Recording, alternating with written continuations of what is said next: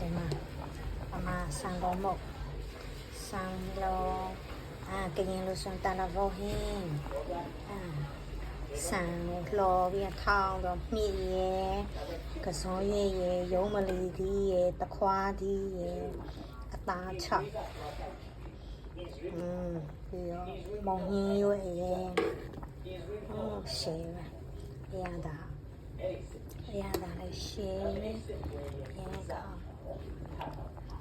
ဒီနေ့ကတော့ဝိတ်ချမယ်ဒါပဲစားမယ်ဒီတက်နေလို့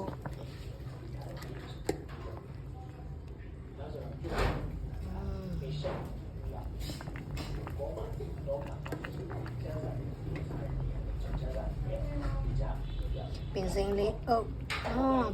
မွေးပဲဆန်လောဟင်းအကျော်ချင်ပေါင်းကျော်တာလဘောဟင်းလားတောင်စိတ်ချောက်ထောင်းလာတာဒါပဲဒါတောင်စိတ်အချောက်ကိုကြော်လာတာဒီမှာစပူးမှုရတယ်ဗျ